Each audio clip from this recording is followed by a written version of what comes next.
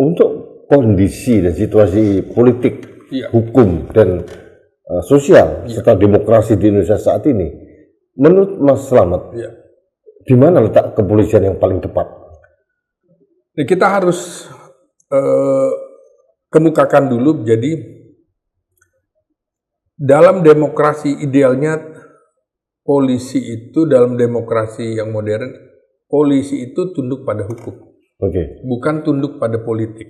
Nah, kalau dia tunduk pada figur politik dalam hal ini presiden, maka garis komandonya terlalu personal. Jadi antara si presiden dengan kepala kepolisian. Loyalitas institusionalnya juga menjadi bergeser dari konstitusi menjadi ke individu. Nah, jadi dia menjadi alat bagi aktor politik dalam hal ini presiden. Ini berbahaya dalam penegakan hukum dan bisa menjadi selektif dalam hal ini ketika kasusnya menyentuh elit kekuasaan.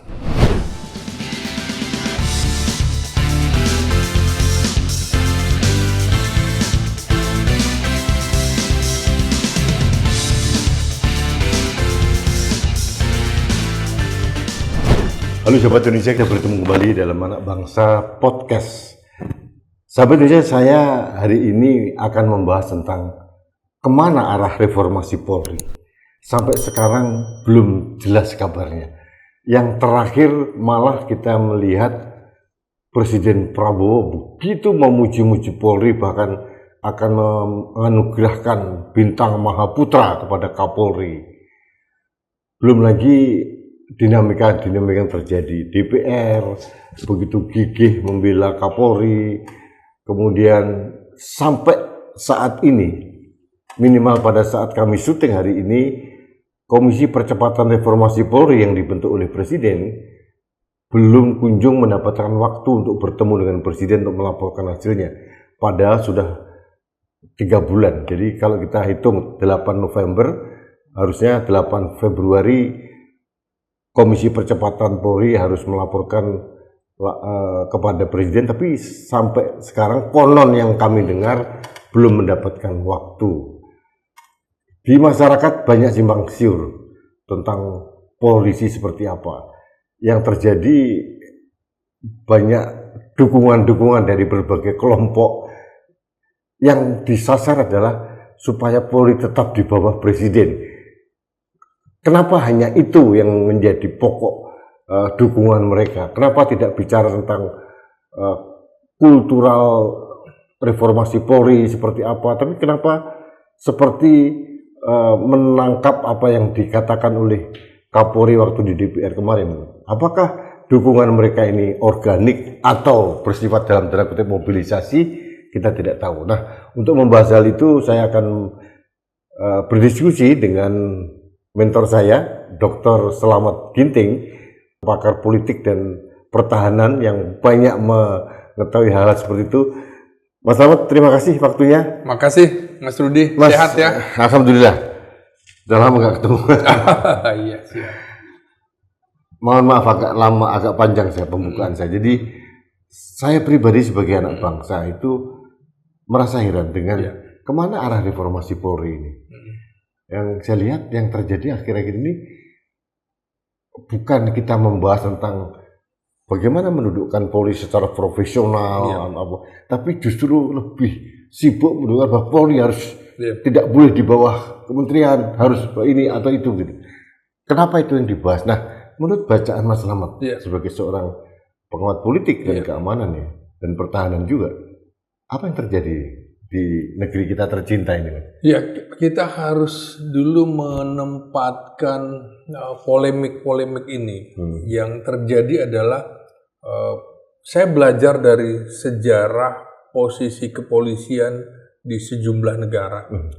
Dari mulai era Perang Dunia Kedua sampai dengan sekarang. Jadi menempatkan kepolisian langsung di bawah kepala pemerintahan, baik itu presiden maupun perdana menteri, ini menjadi kajian yang selalu menarik bagi ilmuwan yang konsentrasi terhadap masalah-masalah demokrasi. Ini tentu ada kaitannya dengan demokrasi. Jadi menempatkan polisi langsung di bawah presiden ataupun perdana menteri, dalam hal ini kepala pemerintahan, itu risikonya tinggi sekali, Mas. Risikonya bagi demokrasi karena menyentuh inti dari relasi hubungan antara sipil dan kepolisian, antara sipil dengan militer. Karena polisi ini adalah lembaga koersif yang sah milik negara. Kontrol sipil di sini kalau tidak kuat itu akan membahayakan sebuah negara. Jadi ada beberapa alasan ketika konsentrasi kepolisian berada di bawah kekuasaan eksekutif, maka jangan berharap akan ada kontrol sipil terhadap pemerintah. Nah, konsentrasi kekuasaan koersif yang berada di tangan presiden ini bisa menjadi alat pemaksa negara terhadap masyarakat sipil. Masyarakat sipil dalam hal ini baik itu parlemen, baik itu pers, akademisi, kemudian civil society, termasuk kita ini. Pada saat misalnya presiden merasa terganggu dengan institusi atau lembaga-lembaga yang harusnya menjadi pengawas, dia bisa memanfaatkan kepolisian sebagai alat negara, dan ini juga berpotensi menciptakan abuse of power, jadi penyalahgunaan kekuasaan oleh presiden.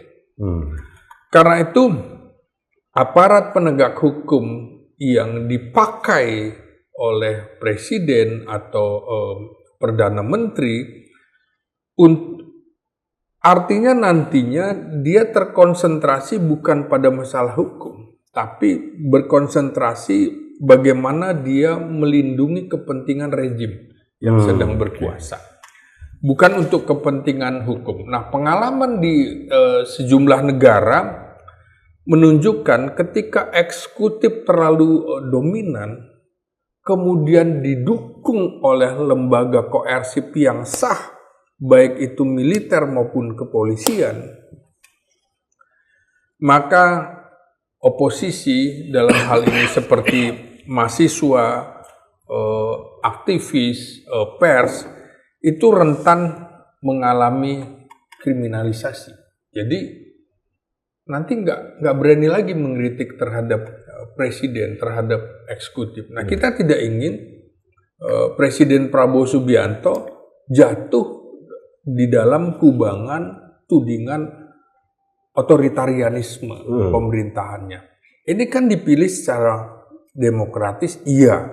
Ingat loh, dulu Hitler pun terpilih secara demokratis gitu ya. Tapi kemudian yang terjadi saat polisi berada di bawah kendali dia sebagai penguasa pemerintahan, yang terjadi negara yang tadinya demokratis menjadi negara fasis. Kita tidak ingin Indonesia menjadi negara fasis. Presiden Prabowo kemarin juga mengingatkan, saya terpilih karena ada demokrasi gitu kan. Ya, tapi kecenderungan ini harus kita ingatkan, seperti era Gestaponya Hitler itu. Jadi harus kita ingatkan, ketika polisi menjadi instrumen kuat bagi Gestapo dan juga Mussolini di Italia serta Jepang pada era Perang Dunia Kedua, itu kan negara-negara fasis. Jadi hampir di seluruh negara modern itu tidak menempatkan polisi di bawah langsung presiden atau perdana menteri. Karena belajar dari pengalaman seperti itu. Teori politik juga yang memahami demokrasi itu tidak akan menempatkan polisi di bawah langsung tangan presiden. Jadi demokrasi modern itu cenderung menghindari konsentrasi semacam ini. Mengapa? Karena harus ada pemisahan, pemisahan kekuasaan dan distribusi kewenangan itu harus terjadi.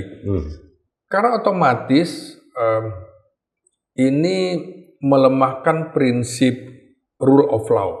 Dan ini yang kita junjung tinggi bahwa negara kita ini negara hukum, bukan negara di mana politik menjadi panglima, hukum diabaikan. Tidak begitu. Jadi betul-betul upaya melemahkan prinsip rule of law ini justru akan terjadi kalau polisi berada langsung di bawah presiden. Iya. Kalau begitu, Mas. Iya. Kalau dengan penjelasan yang begitu komprehensif tadi, iya, untuk kondisi dan situasi politik, iya, hukum dan sosial serta demokrasi di Indonesia saat ini, menurut Mas Slamet, di mana letak kepolisian yang paling tepat?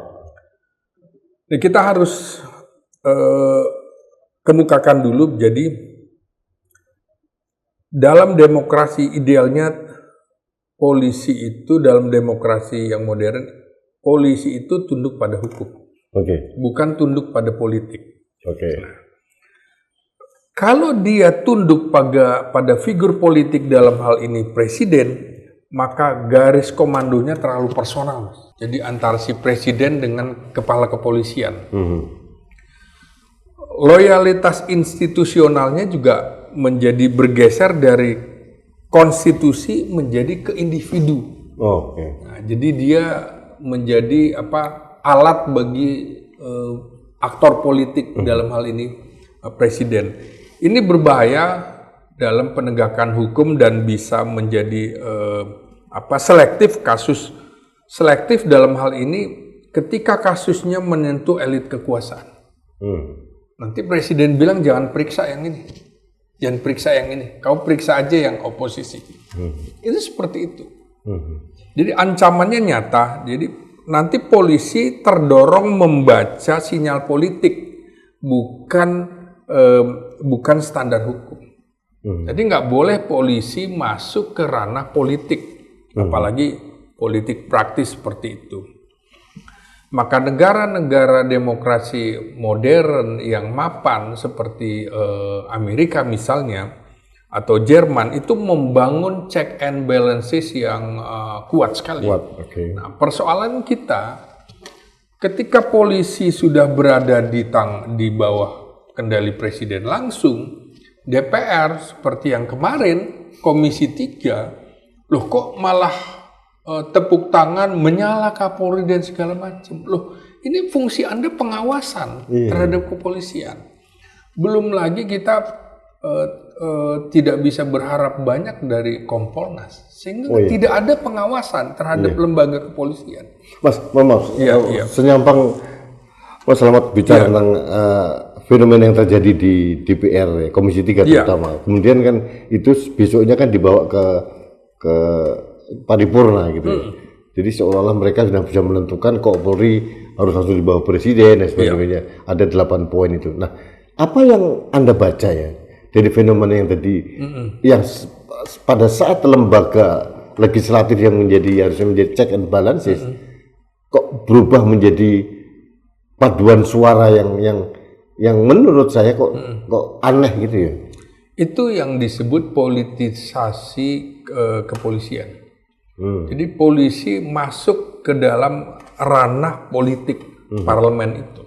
Fungsinya harusnya pengawasan, tapi dimanfaatkan untuk kepentingan politik segelintir orang-orang dari partai politik yang berada di Komisi 3. Bukan ngawasi, semuanya mengamini, semuanya. Suara paduan suara seperti Mas Rudi katakan. Jadi risiko politisasi aparat kepolisian ini terjadi. Dia udah masuk dalam kancah ini. Makanya kepala pemerintahan kan adalah aktor politik. itu nggak bisa dilepaskan. Jadi betul-betul aktor politik, dan apalagi kalau kemudian menjadi aktor politik yang partisan. Nah, ingin semua lembaga-lembaga alat-alat negara seperti militer maupun polisi tunduk pada diri, bukan tunduk pada konstitusi. Jadi ke personal. Nah, repotnya kan dalam situasi pemilu kayak kemarin, maka muncul tudingan parcok itu. Nah, ini yang sebenarnya sudah juga saya ingatkan. Saya termasuk sejak tahun 2002 itu pada pembahasan TAP MPR ketika polisi kemudian disahkan melalui undang-undang tahun 2002 itu,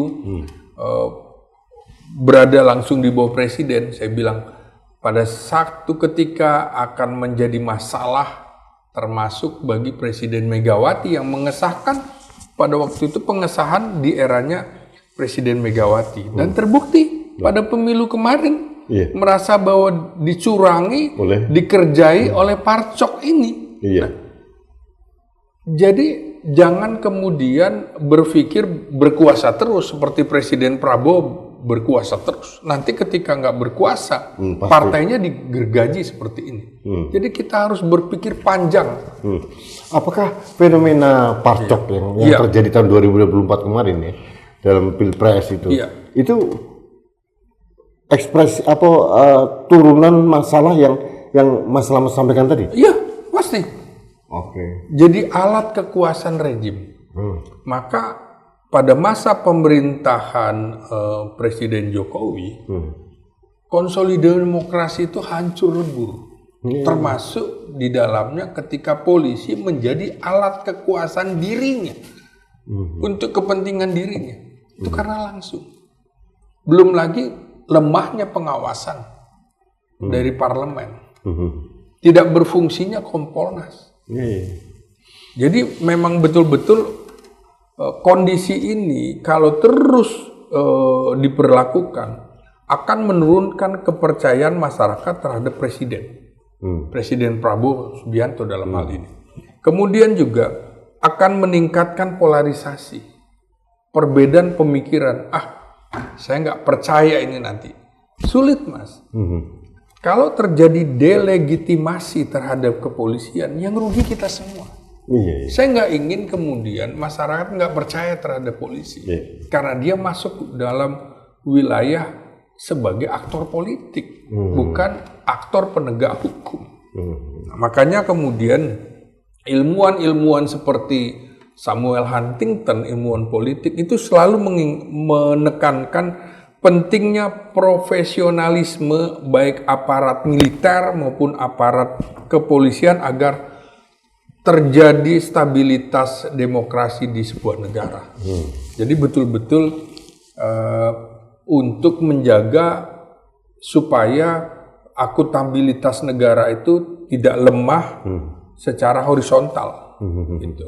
Jadi betul-betul ancaman-ancaman ini sudah diingatkan oleh ahli-ahli ilmu politik bahwa demokrasi tidak hanya soal kontrol sipil, tetapi juga kontrol sipil yang tersebar, termasuk kontrol sipil yang tersebar atas lembaga-lembaga bersenjata. Seperti polisi itu kan alat koersif negara, dia punya hak untuk menembak, punya hak untuk menangkap. Kalau tidak diawasi, negara ini dari demokrasi akan meluncur menjadi negara fasis, dan ini tidak kita inginkan begitu. Mas Slamet, saya agak merefresh beberapa puluh tahun yang lalu ya.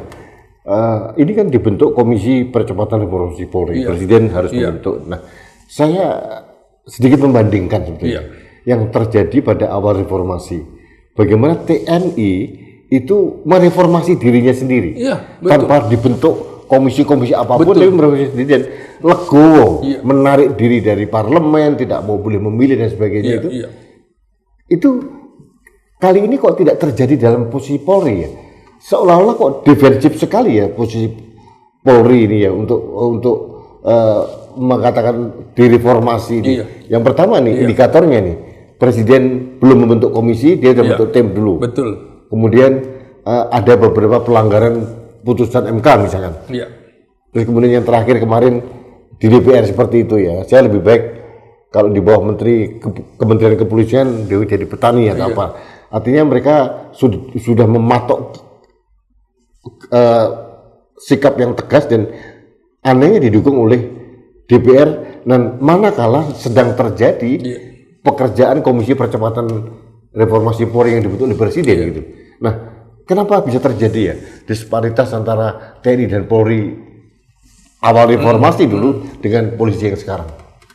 Itu soal kesadaran sebenarnya.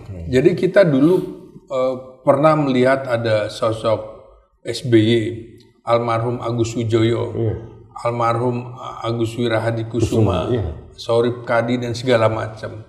Walaupun tidak sepenuhnya benar gitu ya. Tapi upaya dia untuk melakukan mereformasi diri kelembagaan TNI itu dilakukan. Ini kan nggak ada kelompok di Polri yang berani seperti itu. Gitu. Semua yes man, mengamini, menjadi makmum. Padahal kalau imamnya batal, ya makmumnya juga nggak sah sholatnya, kira-kira gitu kan.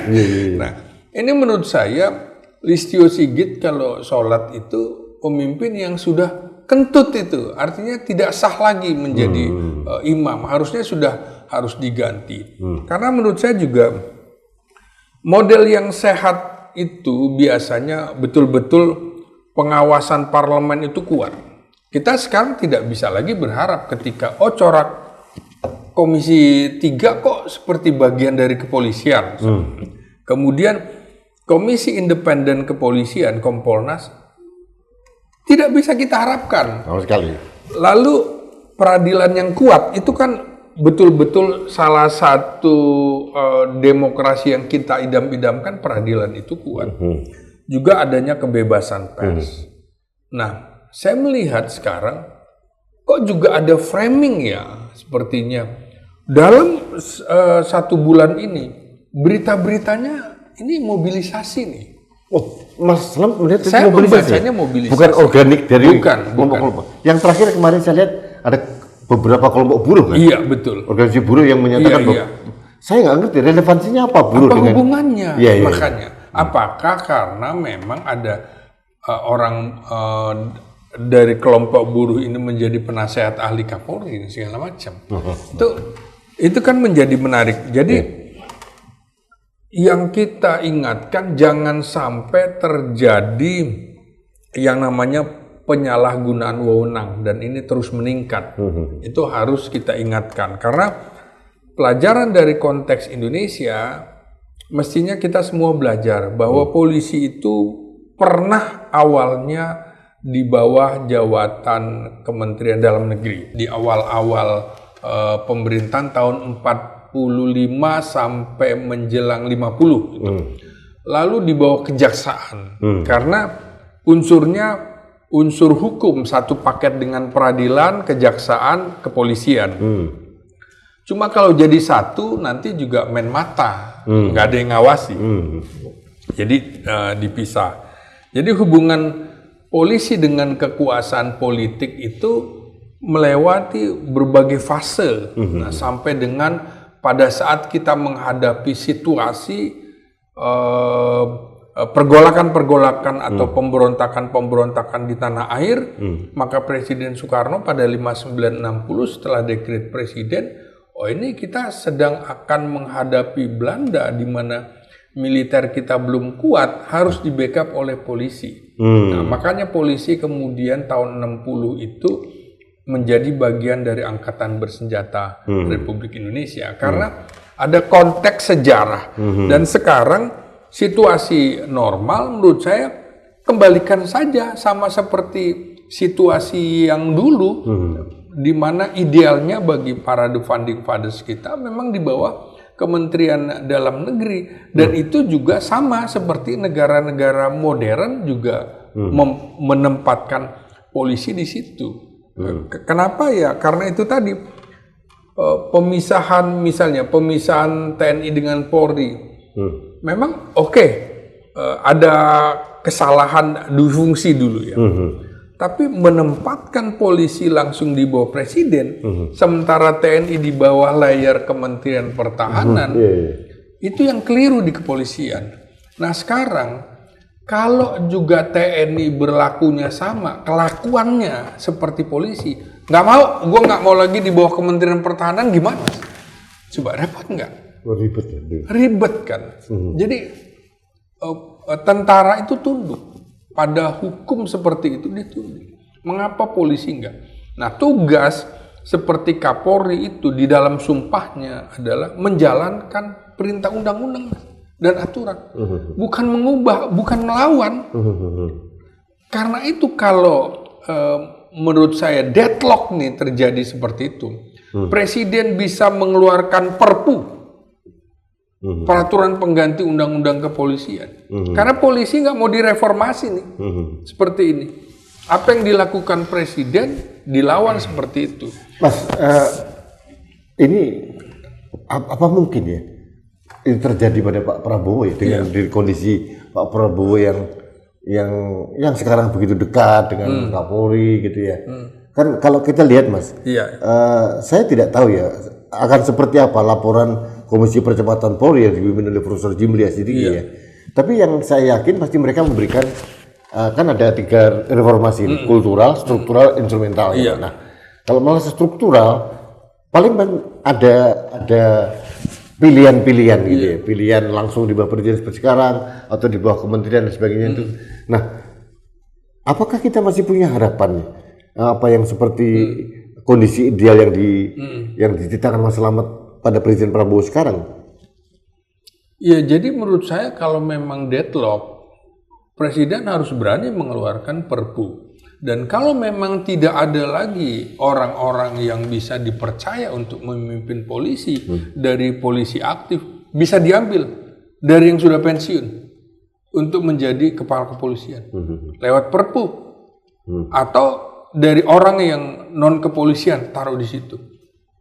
Karena ini lembaga sipil bersenjata, beda dengan militer. Pertanyaannya, apakah Presiden Prabowo akan mau membuat kebijakan yang seradikal itu? Ya, kita berikan alternatif. Kalau kemudian ada perlawanan demikian keras, ya seperti itu. Ya, Georgia juga berani sampai kemudian memecat sekian banyak kepolisian karena dianggap loh ini bagian dari klik ini bagian dari klik ini. Jadi nggak ada lagi yang bisa dicari dari lembaga kepolisiannya, orang-orangnya. Nggak ada. Mas, ini kan kita tahu lah, mulai tahun 2019, 2024, polisi ini kan dengan pola Jokowi waktu itu kan benar-benar bisa didaya gunakan lah untuk kepentingan politiknya dia. Ini kan bisa menjadi role model ya, yang mungkin pemimpin setelahnya itu mengcopy paste apa yang dilakukan Pak Jokowi karena efektif. Ternyata menang terus. Gitu. Apakah mungkin pemimpin setelahnya itu juga akan mengcopy paste model-model seperti ini? Dan kita kalau itu terjadi kita tidak ada harapan pada reformasi Polri. Iya, karena itu demokrasi bukan ujung tombaknya sembako. Demokrasi jangan ujung tombaknya parcok seperti itu. Jangan kemudian misalnya Presiden Prabowo merasa bahwa kemudian saya terpilih lewat jalur demokrasi. Tapi jangan juga demokrasi ujung tombaknya adalah pelanggaran-pelanggaran seperti itu. Itu justru menggerus. Karena itu kan sudah diingatkan akhir dari masa Presiden Jokowi adalah indeks demokrasi kita terjun bebas. Apa iya Prabowo mau seperti ini? Saya kira Presiden Prabowo walaupun didukung oleh Jokowi, tapi kesalahan-kesalahan era Jokowi menurut saya jangan dilanjutkan. Prabowo harus bisa menunjukkan dirinya. Militer itu bukan berarti dia lebih otoriter ketimbang sipil. Presiden SBY ternyata lebih demokratis daripada Jokowi yang sipil. Nah, Prabowo yang belajar demokrasi seharusnya juga mengambil nilai-nilai positif dari presiden-presiden sebelumnya dan membuang jauh-jauh nilai-nilai perusakan demokrasi selama 10 tahun oleh era Jokowi itu. Kalau dia ingin dikenal punya warisan baik terhadap demokrasi Indonesia. Mas Slamet masih punya harapan? Saya masih punya harapan. Ini belum 2 tahun, jadi masih panjang. Makanya dalam kasus ini kita mengingatkan tidak boleh ada penyalahgunaan wewenang, termasuk oleh institusi kepolisian. Kan nggak bisa dengan cara mobilisasi yang terus-menerus di media massa oleh orang-orang tertentu dan lembaga-lembaga tertentu. Kita lihat ini aneh, seperti diorkestrasi, Mas. Gitu. Iya. Makanya saya bilang ini kayaknya kalau organik aneh gitu loh. Karena nggak relevan gitu. Betul. Nah, jadi memang demokrasi itu membutuhkan keseimbangan, ada kontrol. Polisi harus berada di bawah otoritas sipil. Tidak boleh langsung di bawah presiden. Betul, presiden adalah perwakilan sipil karena dipilih melalui demokrasi. Tetapi harus ada check and balance terhadap presiden, apalagi terhadap lembaga bersenjata dalam hal ini polisi. Polisi harus setia pada hukum, bukan setia pada aktor politik. Jadi apalagi untuk kepentingan politik jangka pendek, seperti itu. Mas, terakhir, saya minta pendapat. Indeks persepsi demokrasi kita terjun bebas setelah tahun 2004 masa akhir pemerintahan Jokowi. Sekarang dibarengi juga dengan terjun bebasnya indeks persepsi korupsi kita, Mas. 34. Itu kita nomor 109. Skor 34 itu kita sama dengan Nepal. Nah, ada beberapa pengamat atau ahli yang mengatakan bahwa indeks persepsi korupsi itu berbanding lurus dengan indeks persepsi demokrasi tentang di negara itu. Semakin negara itu demokrasi, biasanya indeks persepsi korupsinya semakin bagus, gitu. Dan sebaliknya gitu. Bagaimana kita memaknai, menempatkan masalah polisi ini dalam konteks untuk menciptakan indeks persepsi demokrasi yang lebih bagus dan menaikkan korupsi yang lebih bagus?